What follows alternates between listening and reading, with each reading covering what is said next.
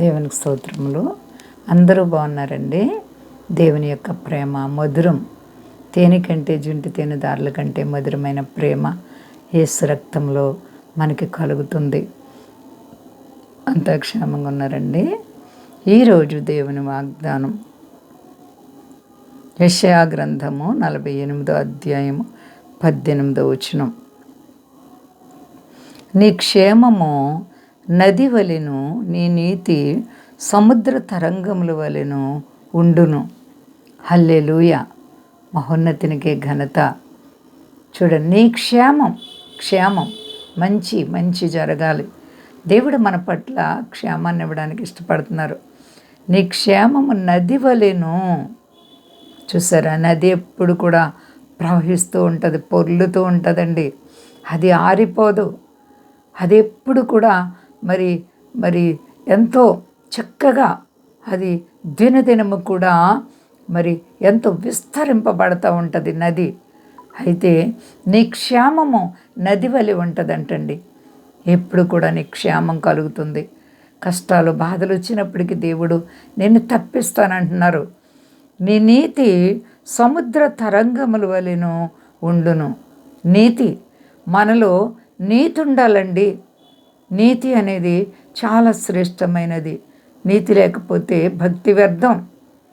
అందుకే నీ క్షేమము నది వలెను, నీ నీతి సముద్ర తరంగముల వలెను ఉండునుగాక. హల్లెలూయా.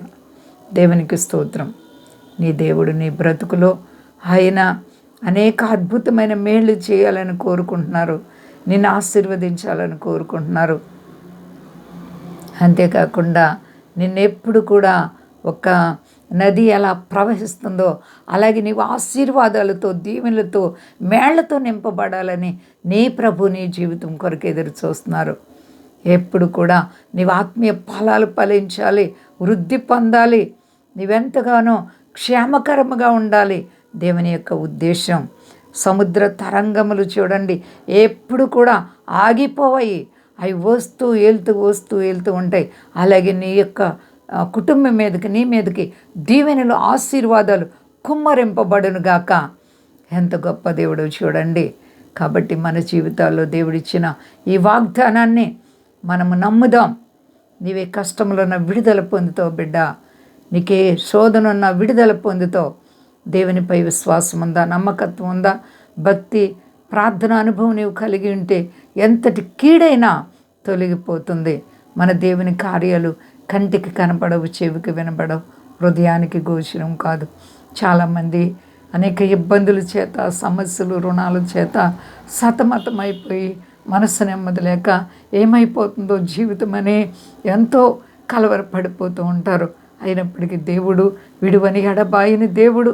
కాబట్టి నీకు ఒకవేళ కష్టాలనేటువంటి, శ్రమలనేటువంటి, ఇబ్బందులనేటువంటి ఇరుకుల్లో నువ్వు కృంగి ఉంటే నీ దేవుని యొక్క హస్తం నీకు తోడుగా వచ్చి నేను నది వలె ప్రవహింపచేసి, నేను తరంగముల వలె ఎప్పుడు కూడా నీ జీవితాన్ని వృద్ధి పొందించి ఆశీర్వదిస్తానంటున్నారు.